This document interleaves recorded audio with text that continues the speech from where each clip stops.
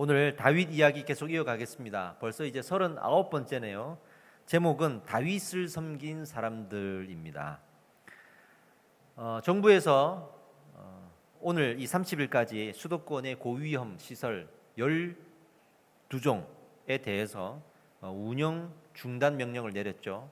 여기에는 유흥시설뿐만이 아니라 방문 판매, PC방 이런 생활권에서 우리가 자주 접할 수 있는 곳들이 포함되어 있었습니다. 여기에 추가해서 강화 조치가 또 내려졌습니다. 그래서 내달 6일까지는 모든 음식점은 밤에는 배달 및 또는 포장만 할 수 있고요. 카페는 무조건 내달 6일까지 손님이 앉아 있을 수 없다고 합니다. 어려운 시기예요. 또 이 재정적인 어려움이 동시에 있으면 많은 사람들이 이제 힘이 듭니다.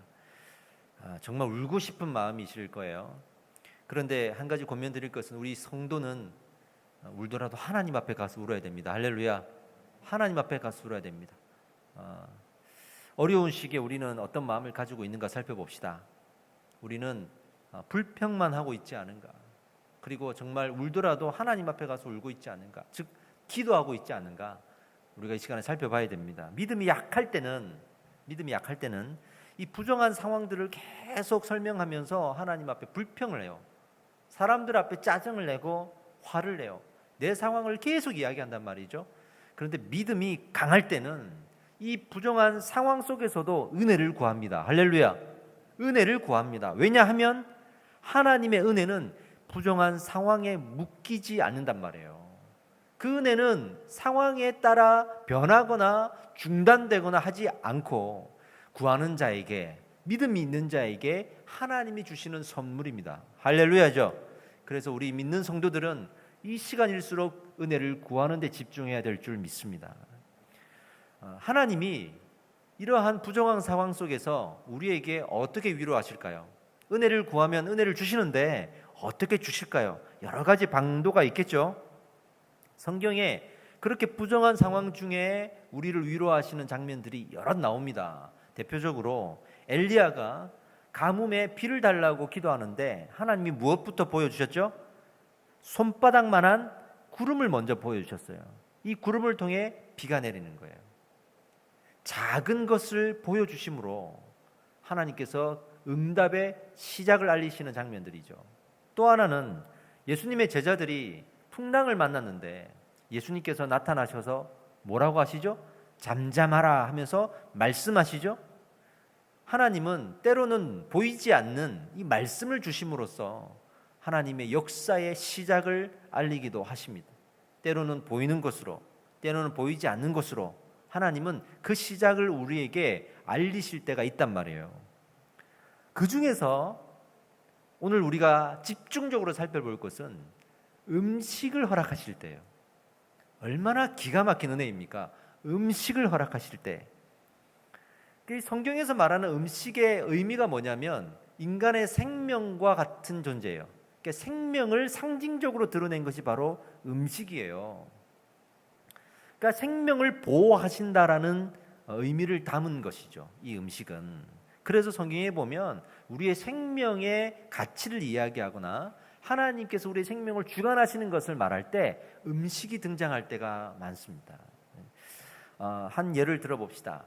엘리야가 로뎀나무 아래에서 자기를 죽여달라고 하나님 앞에 기도했던 장면이 있죠.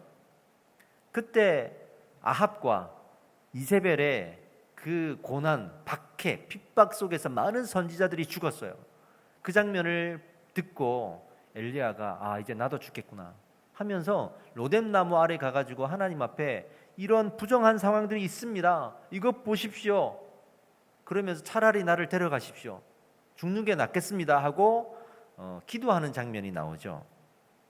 그때 하나님이 어떤 은혜를 베푸시죠? 까마귀를 보내시는데요. 까마귀가 음식을 배달해 줍니다. 성경에 보면 까마귀가 아침과 저녁으로 하루에 2끼 떡과 고기를 어디서 주워왔는지를 모르겠어요. 떡과 고기를 물어다가 엘리야에게 갖다 주는 장면이 있거든요. 제 개인적으로는 이 구약 성경에 나타난 모든 수많은 기적들 중에 가장 신비한 장면이에요. 까마귀가 먹을 것을 갖다 준다. 이 아이디어 자체가 기발한 거예요, 이게. 그런데 한편으로는 이 까마귀는 성경에서 말하기를, 특히 구약 성경에 말하기를 부정한 동물이에요. 그래서 음식으로 사용할 수가 없어요. 그러니까 이런 게 이제 보여지는 거죠. 부정한 것을 통해서 정결한 것을 공급하시는구나. 그죠? 더 자세히 말하면 부정한 것을 통로 삼아 정결한 것을 주시는 하나님 아버지. 놀라운 하나님의 의도를 볼 수가 있는 거예요. 그러니까 하나님이 우리가 부정한 상황을 막 토로하지만 그 부정한 상황을 통해서 은혜를 주신다는 말이에요. 할렐루야. 이것이 앞으로 엘리야가 이후에 겪을 일의 복선이, 사건의 복선이 되는 거죠. 우리에게는 지금 그게 필요한 거예요. 뭐 대단한 일이 아니라 그 사건의 복선과 같은, 하나님의 일하심의 시작과 같은 그 작은, 보이든지 보이지 않든지 내게 그 시작을 알게 하는 작은 하나님의 알림, 이것이 필요한 거예요. 여러분, 각 가정마다 이 하나님의 알림이 마치 시간이 되어서 종을 울리는 알람 시계처럼 여러분들의 가정에 배달될 줄 믿습니다. 할렐루야입니다. 오늘 다윗에게도요, 이 하나님의 알림이 허락됩니다. 자, 이제 지난 시간에 이어서 다윗이 상황이 대반전이 일어날 것입니다. 그러니까 이제 도망 생활이 끝나고 전쟁에서 승리하여서 다시 왕궁으로 복귀하는 이 상황이 대역전되고 대반전되는 시점에 지금 왔습니다. 이 대반전의 상황의 정점에 이르렀을 때 하나님의 알람이 울리는 거예요. 어떤 알람이냐? 3명의 사람들을 통해서 다윗이 먹을 것을 얻게 됩니다. 그 3명의 사람이 먹을 것을 다윗과 백성들에게 섬기게 됩니다. 사실은 이 3명의 사람은요, 살펴보겠지만 다윗에게 실제적으로 도움이 안 되는 사람이에요. 그러니까 마치 부정한 상황처럼, 까마귀와 같은 존재들처럼 실제로는 다윗과 이렇게 좋은 관계일 수 없고 또 도와주지 않아도 되는, 상관없는 사람들이었어요. 그런데 이 사람들이 다윗을 돕는단 말이에요. 하나님이 그들을 통로 삼아서 다윗에게 이 승리의 알람을, 그리고 생명을 하나님이 붙들고 있고 하나님이 보호하시겠다는 사건의 복선, 하나님의 일하심의 시작을 알리시는 거예요. 자, 한번 이 3사람을 우리가 살펴봅시다. 첫 번째 사람은 나하스의 아들 소비라고 되어 있습니다. 처음 들어보시죠? 이게 이제 사무엘하 10장과 12절에 이와 관련된 이야기가 있어요. 그것을 토대로 제가 말씀을 드리면 나하스라는 사람부터 알아봐야 돼요. 나하스는 암몬의 왕입니다. 암몬이라는 나라의 왕. 그런데 이 암몬이라는 나라는 이스라엘과 상당히 적대적인 나라거든요. 그런데 이 나하스가 왕이었을 때만큼은 이스라엘의 왕이었던 다윗과 가까운 친한 관계였어요. 그래서 아주 선한 동맹 관계였단 말이에요. 그러니까 그들의 역사에 남을 만한 동맹 관계가 드디어 이루어진 거예요. 늘 싸우다가 그랬는데 이 나하스라는 암몬 왕이 죽고 나서 그의 아들이 왕으로 세워집니다. 아들이 2명이 있었어요. 하나는 한운이라는 아들이었고, 두 번째 아들은 오늘 이 본문에 등장하는 소비라는 아들이었습니다. 그러니까 소비는 2번째 아들이겠죠. 그러니까 아버지가 죽고 나서 첫 번째 아들인 한운이 그 암몬의 왕이 됩니다. 그랬더니 이 아들은 아버지 선왕의 그 마음을 따르지 않고 다윗을 적대시하고 다윗을 대적합니다. 그래서 어떤 일이 대표적으로 있었냐면 나하스 왕이 죽었잖아요. 그러니 다윗 입장에서는 동맹국가의 왕이 죽었으니 조문을 해야 되지 않겠습니까? 그래서 조문단을 파견을 합니다.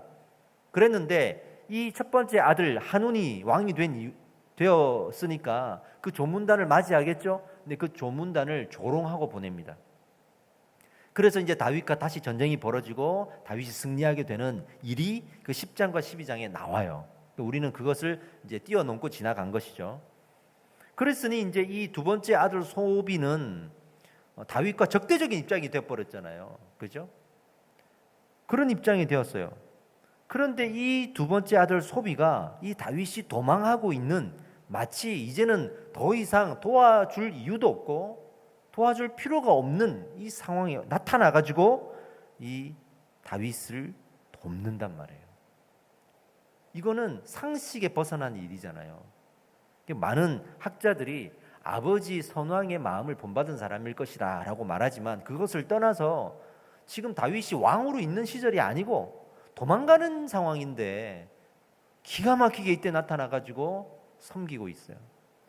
그리고 다른 사람도 동시에 나타나서 섬기고 있어요. 이게 하나님의 어떤 섭리가 있는 거거든요. 하나님이 다윗에게 보내신 첫 번째 까마귀예요. 그래서 먹을 것을 섬깁니다. 아까 본문에 보셨어요? 먹을 것을 섬기는데 그 먹을 것의 종류가 너무 디테일하게 나열되어 있는 거 느끼셨습니까? 그냥 먹을 것을 섬겼다 이게 아니에요. 너무 디테일하게 그 음식의 종류들을 나열하고 있잖아요. 진수성찬처럼. 그러니까 하나님께서 그들의 섬김을 얼마나 지금 귀하게 생각하시는지를 알 수가 있겠죠. 저도 어디 가서 누군가에게 밥을 얻어 먹었어. 어떤 집사님이 밥을 사주셨는데 제가 다른 데 가서 밥을 얘기할 때 그냥 밥 사줬어 이렇게 얘기하는 거하고, 갔는데 잡채도 있고 계란도 있고 갈비도 구워놨고 뭐 이렇게 얘기하는 거하고는 다르잖아요. 그러니 하나님이 그 다윗이 섬김을 받았던 그 음식의 재료들을 나열하고 있는, 성경에서요 그 음식의 재료가 나열되는 경우는 한 가지밖에 없어요. 하나님께 제사 드릴 때, 그와 관련돼서 정결한가 부정한가를 나눌 때, 그때 외에는 음식이 이렇게 나열된 적이 없어요.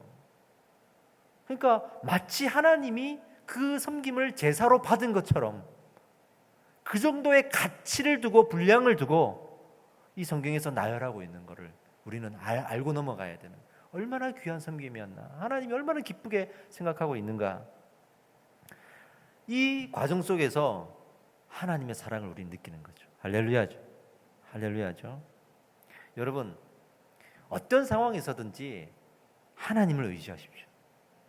부정한 상황에서도 하나님을 의지하십시오. 그러면 그 믿음의 인내로 하나님을 내가 붙들고 있을 때 하나님께서 이 알림을 우리에게 주시면서 위로하신다는 거예요. 이 소비와 같은 나와 전혀 상관없고 또 어떤 과거의 일 때문에 나와 틀어질 수밖에 없는 사람인데 그 결정적인 순간에 하나님이 그를 보내신, 이건 인간의 능이 아니고 하나님의 능력인 줄 믿습니다. 아멘입니다. 네. 얼마 전에 저를 찾아오신 목사님이 한 분 계세요. 이 목사님은 저보다는 이제 학교에서는 이제 선배 목사님이신데, 이분이 이제 자신의 이야기를 쭉 들려주셨습니다.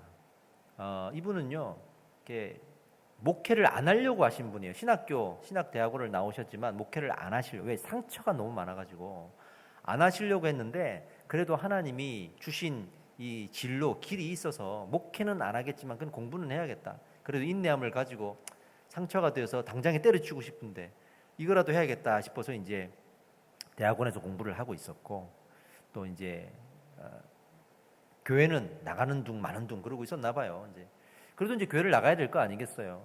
근데 학교에서 이제 공부하고 있는데 옆에 있는 분이 우리 교회 한번 나와보자. 평신도로서 나와서 예배 한번 들어봐라. 이렇게 해서 그래 예배는 들어야지 하고 그 교회 이제 나간 거예요. 나갔더니 이제 그 교회 담임 목사님이 이제 우리 신학대학원의 교수님이에요. 나중에 총장님도 하시고 이분이었는데 그 교회 나가신 거예요. 그래서 이제 또 뭐 나왔다가 또 안 나왔다가 나왔다 그랬겠죠. 그러다가 이제 옆에 있는 친구분이 좀 더 강권해서 예배를 좀 제대로 드리자, 회복해야지 하면서 이제 그 교회에 좀 정착하듯이 예배를 드렸단 말이에요. 그랬는데 어느 날 갑자기 담임 목사님이 3개월 동안 목회를 쉬겠다고, 안식월이라고 하죠. 안식월을 가지겠다고 해서 저 외국으로 가버리신 거예요. 그러면서 이분한테 기도회에 있을 때 인도 좀 해달라고 부탁을 하고 가신 거예요. 그래서 기도회 인도회 하고 뭐 그래도 신학생이라고 이렇게 하고 끝났어요. 목사님 오셨어요. 그리고 이후에 시간이 좀 지났다가 갑자기 목사님이 사임을 하시겠다고 하면서 그 교회 후임으로 이분을 추천하신 거예요. 근데 이제 그런 어떤 명성이 있는 분이 목회를 하시는 교회다 그러면요, 그 후임으로 오고자 하는 분들이 상당히 많을 거예요. 저도 사실은 그 이제 목사님이 바뀌셨다는 이야기를 듣고 그 새로 오신 분이 누굴까 엄청 관심을 가질 정도였거든요. 그렇게 이슈가 되는 교회였단 말이에요. 근데 그분에게 할 사람은 많지만 한번 해보지 않겠냐라고 제안을 하시고 그분이 나중에 이 교회의 담임 목사님이 되셨어요.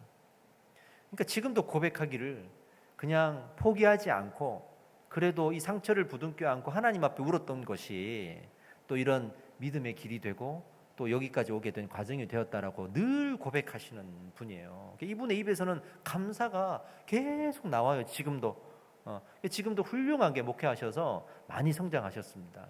그런데 저희 교회 이제 이분이 은퇴가 이제 그렇게 오래 남지는 않으셨나 봐요. 그래서 이분이 젊은 사람들이 이 교회를 다시 이어받아서 다음 세대들이 모이게끔 하고 싶다고 하면서 저희 교회를 모델로 삼고 벤치마킹을 좀 하고 싶다고 해서 이제 교회 지체랑 찾아오셨던 날이에요. 그분을 보면서 이런 생각이 들었어요. 믿음으로 산다는 것은 보이는 세상 속에 보이지 않는 하나님의 위로를 받는 것이구나 하는 생각. 여러분, 믿음은 그런 거예요. 믿음으로 산다는 건 인내하는 거예요. 믿음의 능력은 인내의 능력이에요. 어려운 상황 속에도 믿음을 붙들고 포기하지 않고 살아가시면 하나님의 위로가 반드시 임할 줄 믿습니다. 아멘입니다. 자, 이제 두 번째 사람을 만납니다. 로데발 사람 암미엘의 아들 마길이라는 사람이 등장하는데 이 사람도 사무엘하 9장에 잠깐 언급이 됩니다. 이 사람이 누구냐면요, 사울의 아들인데 장애를 가졌던 무비보셋을 기억하시죠? 잠깐 다시 설명해 드리면 사울이 아들이 있었는데 이 무비보셋은 아주 어려서 유모가 키우고 있었는데 아버지가 요나단 같은 자기 아들들과 전쟁에 나갔다가 죽게 되죠. 죽었다는 소리를 듣고 이 유모가 빨리 도망가야겠다, 이 아이를 지키고 나도 살아야겠다, 그리고 들고 뛰어가다가 떨어뜨리는 바람에 다리에 이제 상처를 입고 장애가 되어서 쩔름발이로 살아가게 돼요. 그래서 이제 이 무비보셋은 아버지 다 잃었죠. 정권이 바뀌었죠. 그러니까 저 시골에 가서 가난하게 이제 살고자 외롭게 살았는데 그때 시골에 가서 누구의 도움을 받으며 살았냐 그러면 바로 이 마길이에요. 이 마길. 그리고 그 이후에 다윗이 이 무비보셋을 수소문해서 찾아내고 또 그 이후에 시바라는 사람을 이 무비보셋에 붙여서 섬기게 했던 거예요. 그러니까 먼저 이 무비보셋을 섬기고 있었던 최초의 사람이 바로 이 마길이라는 사람입니다. 마길이라는 사람. 이것도 우리가 일단은 지나갔었던 내용이에요. 근데 이 마길은요, 뭐 한편으로는 사울의 사람이고 사울가의 그 왕의 아들이었으니까 실패했을지라도 섬겼다, 이해가 되죠? 근데 그 사울가의 사람이 지금 다윗이 도망 중인데 섬긴다? 그 집에는 두 사람이 있었을 거 아니에요. 처음부터 섬겼던 마길, 나중에 다윗이 섬기라고 명령해서 왔던 시바. 근데 이 시바는 지난 시간에 어떤 죄를 지었죠? 자기 무비보셋을 나쁜 사람으로 둔갑시키고 자기가 착한 사람이 되어서 다윗에게 가서 나쁜 고자질을 하고 그 결과 무비보셋의 재산을 얻는 나쁜 짓을 했잖아요. 근데 이 마길은 반대로 다윗을 찾아와서 다윗을 돕는 거예요. 그러니까 그 심중에 긍휼의 마음이 있었겠죠. 이건 역시나 사실은 상식적으로 불가능한 일인 거예요. 그 시대에 누구라도 이 등쳐먹어서라도 속여서라도 사기를 쳐서라도 자기 이익을 구하는 시대에 이렇게 겸손하게 사람을 섬기는 사람이 있구나 하는 거죠. 여기에서 제가 딱 생각난 문장이 하나가 있어요. 긍휼을 만나서 긍휼을 낳았구나. 왜냐하면요, 이 마길이 이 무비보셋을 섬기면서 나중에 다윗을 섬긴 데에는 또 다른 이유가 하나 있어요. 뭐냐면 다윗이 이 무비보셋을 찾아내서 섬기는 모습을 본 거예요. 다윗이 긍휼을 베푸는 걸 본 거예요. 그 모습을 보고 이 사람 참 괜찮은 사람이네 생각하다가 어려움을 당했다는 소리를 듣고 다윗을 돕게 된 거거든요. 그러니까 아까 말씀드린 대로 긍휼과 긍휼이 만나서 긍휼을 낳은 거예요. 할렐루야죠. 얼마나 멋진 장면입니까 이게. 여러분, 긍휼이 여기는 마음에 대해서 살펴봅시다. 예수님이 산에서 설교했던 장면이 있어요. 마태복음 5장에 이걸 산상수훈이라고 합니다. 사람들을 앉혀놓고 산에서 설교했던 이 장면이 명설교라 우리에게는 산상수훈으로 깊이 지금 되새겨야 될 설교로 남아있죠. 그때 팔복에 대한 설교를 하십니다. 8가지 복의 개념을 설명하시는데 그 팔복의 개념 중에 긍휼의 은혜가 나와요. 어떤 장면이냐면 긍휼히 여기는 자에게는 긍휼히 여김을 받는 복이 있다. 할렐루야. 긍휼히 여기는 자에게는 긍휼히 여김을 받는 복이 있다. 다윗이 지금 긍휼히 여겼더니 긍휼히 여김을 받는 복을 받은 거예요. 할렐루야. 그렇죠? 긍휼은요 반드시 긍휼로 보상이 됩니다. 이게 또 어디에 또 나오냐면 예수님이 12제자를 부르시고 이 12제자를 처음으로 공식적인 파송을 할 때가 있어요. 이제 전도해라 이러면서 그때 하신 말씀이 나오는데 우리 말씀을 한번 보겠습니다. 마태복음 10장 12절로 13절인데 같이 한번 읽어볼까요? 시작. 또 그 집에 들어가면서 평안하기를 빌라. 그 집이 이에 합당하면 너희 빈 평안이 거기 임할 것이요 만일 합당하지 아니하면 그 평안이 너희에게로 돌아올 것이니라. 멋진 말이지 않아요? 우리가 가서 이 집의 평안을 빌었는데 그 집이 이 평안을 받을 수가 없어요. 예를 들어서 복음을 받아들이지 않았다든지. 이 평안은 믿는 자에게 주는 평안이잖아요. 그랬을 때는 그 평안이 내게로 온다. 이게 복음을 증거하는 자에게 주신 은혜예요. 그 평안의 특성이 바로 오늘 얘기하는 이 긍휼의 특성이에요. 하나님의 사랑과 긍휼은요 하나예요. 이렇게 떼어놓을 수 없는 하나예요. 그래서 긍휼은 하나님의 보이지 않는 사랑의 실체라고 말해요. 사랑하는 마음이 생기면 반드시 긍휼의 마음이 생겨요. 반드시 생겨요. 심지어는 내가 식당에서 일을 하더라도 주인이 나를 사랑해주면 긍휼의 마음이 생길 수밖에 없어요. 그래서 탁 자르고 싶은데 못 자르는 긍휼의 마음이 생겨요. 모든 관계에서 이 사랑은 긍휼을 품고 있는 장면이에요. 사랑하면 긍휼의 마음이 생긴다. 이거를 통해서 그 복을 다윗이 받은 거잖아요. 하나님 오늘 우리에게 말씀하시는 거예요. 이 긍휼을 베풀라. 그러면 우리가 긍휼히 여김을 받을 것이다. 아멘입니다. 자, 이게 두 번째 까마귀였어요. 세 번째 까마귀를 봅시다. 로글림 길르앗 사람 바르실레라는 사람이 나와요. 이분은 80세 정도 되는 노인이에요.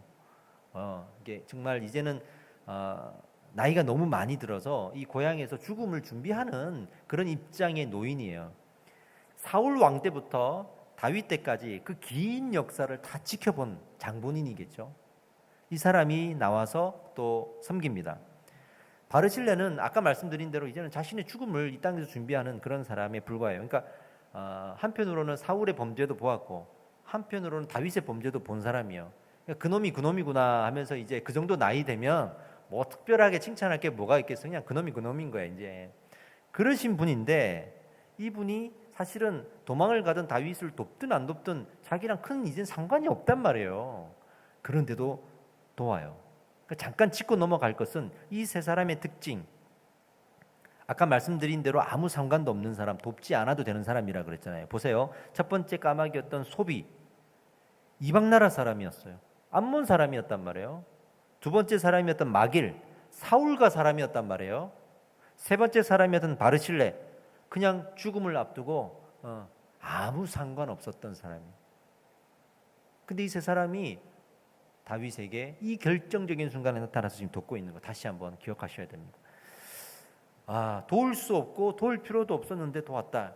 하나님이 그러나 그 사람들을 통해서 위로를 보내주심으로 하나님의 은혜를 다윗에게 지금 보여주셨다.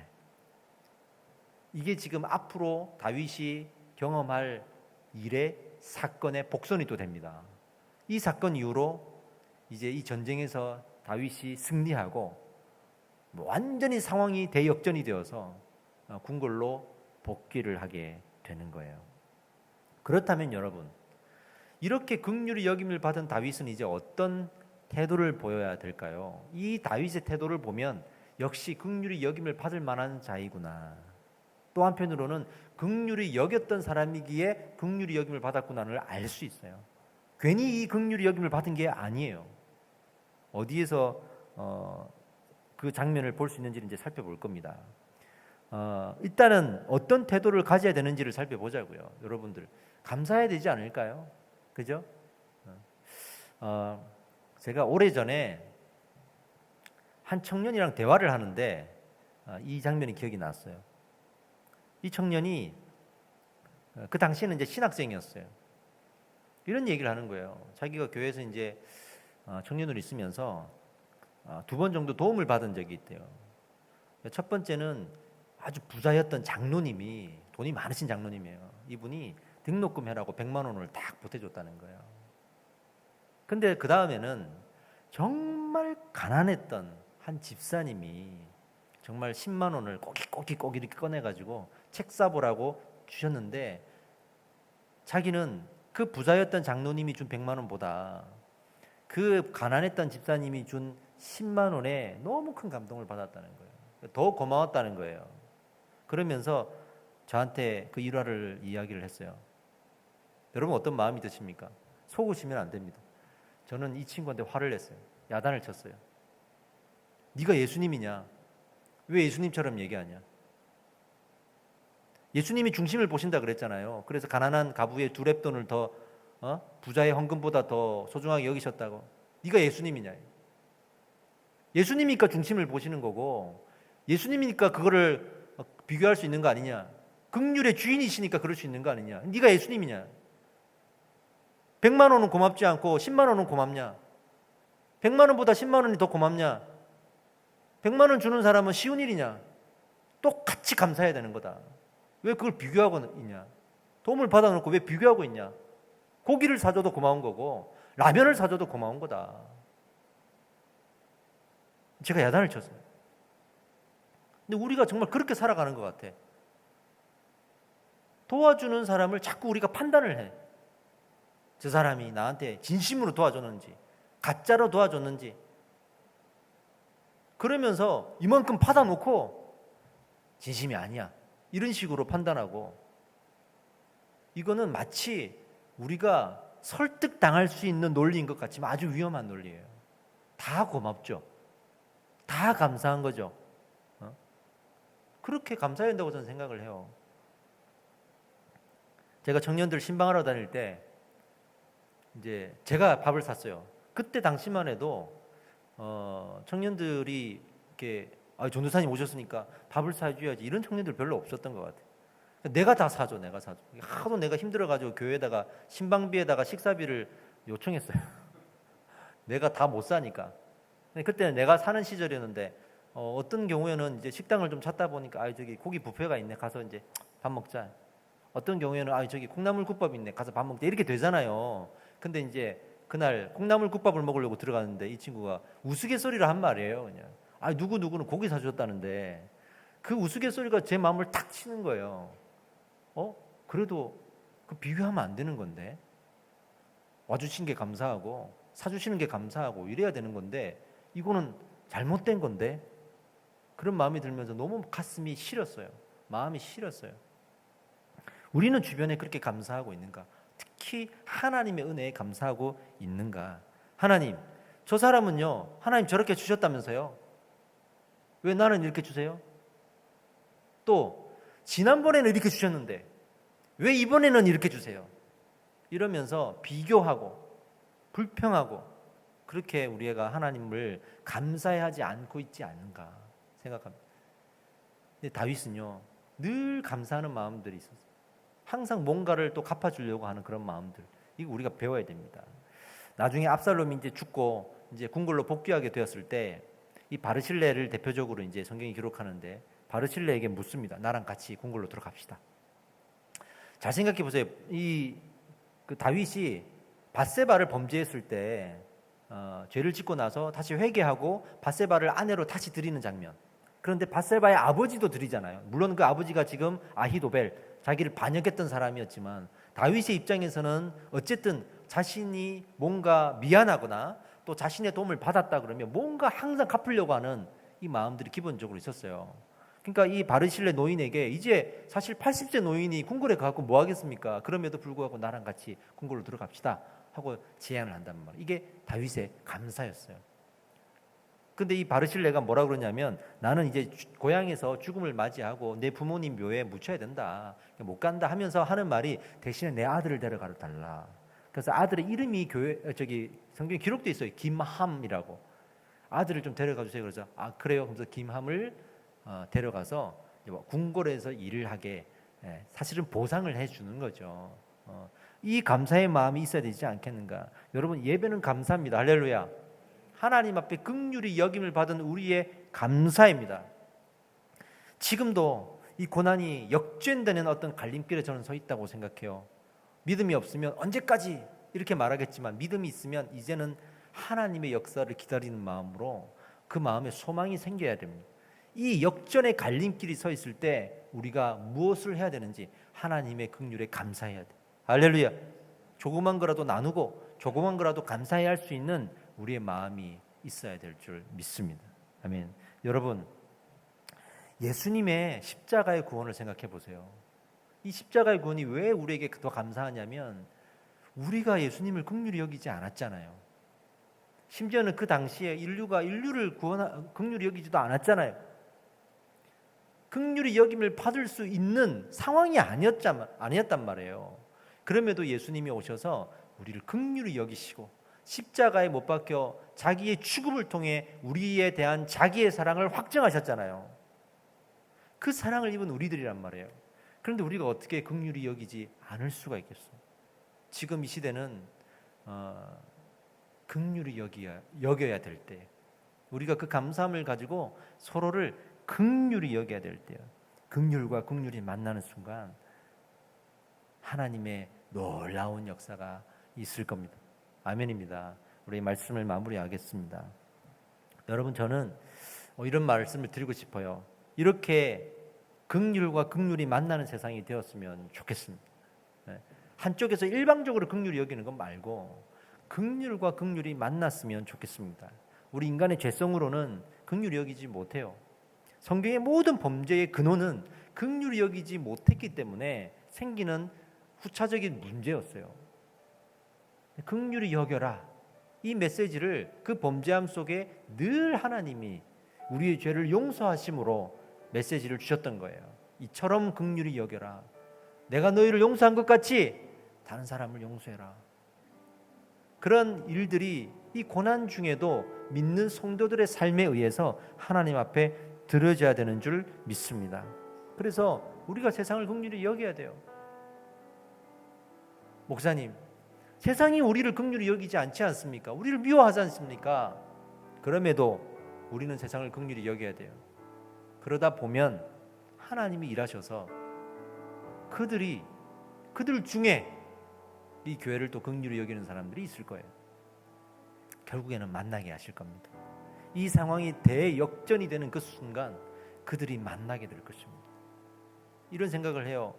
이제 지금 하나님이 찾고 있는 사람은 그 긍휼과 긍휼이 만날 때 쓰임받을 사람이겠구나 하는 생각이 듭니다. 여러분, 긍휼히 여기시는 삶을 살아야 됩니다. 지금 이럴 때일수록 긍휼히 여기셔야 됩니다.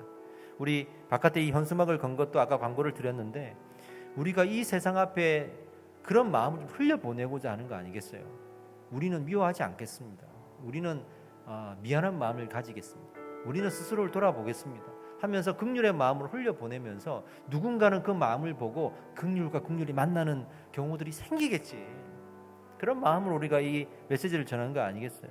어떻게 하면 이 현수막에 적혀있는 내용을 그럼 실천할 수 있을까? 저는 지금도 고민하고 있습니다. 어떤 구체적인 방법이 있을까? 근데 성경에 보니까요, 하나님의 긍휼의 아주 구체적인 모델이 나와요. 이게 뭐냐면 구제예요. 그게 구제예요. 그래서 우리 교회가 구제를 하는 교회가 되어야겠구나. 아직 자립하지 못해서 우리 스스로를 운영할 수 있는 능력조차 안 돼서 미자립이라는 말을 쓰고 미자립이라는 명분을 가지고 남을 돕지 못하고 있어요. 우리가. 그래서 빨리 우리가 남을 도울 수 있는 상황이 좀 됐으면 좋겠다.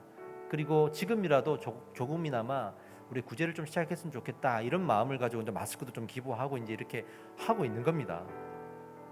한 가지 여러분들에게 좀 마음을 나누고 싶은 것은요, 여러분들이 그 구제의 마음을 좀 지금부터라도 가져주셨으면 좋겠어요. 우리 교회 안에도 구제가 필요한 사람이 있고 교회 밖에는 또 얼마나 많겠습니까? 조금이라도 내 삶을 식사 한 그릇 좀 대접할 수 있는 이 바르실레나 이 까마귀들처럼 많은 걸 우리가 다 대접하지 못하겠지만 그래도 내가 이번 주에는 식사 한 그릇, 국밥 한 그릇 섬겨야지. 내가 다음 주에는 조금 더 용돈을 모아서 고기 한번 누구에게 사드려야지.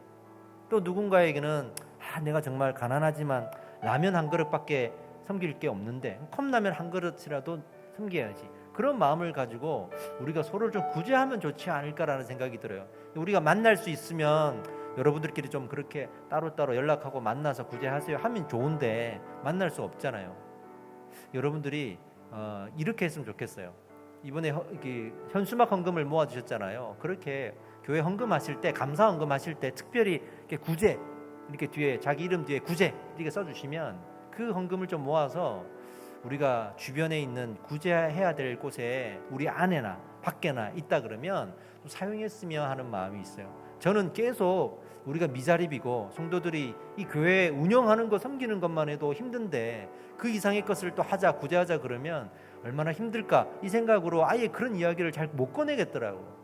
근데 이 말씀을 준비하고 묵상하면서 오늘 아침까지만 해도 계속 고민했어요. 근데 긍휼이 가장 큰 모델이라는 것을 부인할 수가 없는 거예요. 우리가 어떻게든 이 시기에, 어려운 시기에 콩 한 쪽이라도 나누자고 하는 심정으로 우리가 조금이라도 구제하는 마음을 가지고 살아야겠구나. 저렇게 현수막만 붙이고 끝내는 것이 아니고 우리가 그렇게 좀 마음을 나누면 살아야겠구나. 여러분 식사 한번 누군가를 섬긴다. 내가 이번 주에는 한 명을 섬겨야지, 두 명을 섬겨야지. 이런 마음을 가지고 좀 마음과 뜻을 모으면 우리가 조금이나마 이 긍휼을 실제로 흘려보낼 수 있는 지점이 되지 않을까 하는 생각이 듭니다. 여러분들에게 한 가지 제안할 테니까 자발적으로 또 한번 이렇게 계속해서 한번 모아주십시오. 앞으로 계속 우리가 그렇게 모아보겠습니다. 기도하겠습니다. 하나님, 우리가 긍휼과 긍휼이 만날 때 쓰임 받을 수 있는 하나님의 사람이 되게 하여 주시옵소서. 또한 긍휼히 여겼기에 긍휼히 여김을 받는 축복을 하나님께서 허락하셔서 우리가 그런 인생을 살아갈 수 있기를 원합니다. 이 코로나 팬데믹이라고 하는 이 시기에 코로나 앵그리, 그래서 또 분노와 화가 넘치는 이 시기에 우리 믿는 자들은 성숙하게 주변을 돌아보고 식사 한 그릇이라도 주변을 섬기려고 하는 이 긍휼의 마음을 가지고 살아갈 수 있기를, 다윗처럼 그래서 긍휼의 여김을 받을 수 있는 축복을 또 얻을 수 있도록 아버지 역사하여 주시옵소서. 함께 기도하겠습니다. 기도합시다.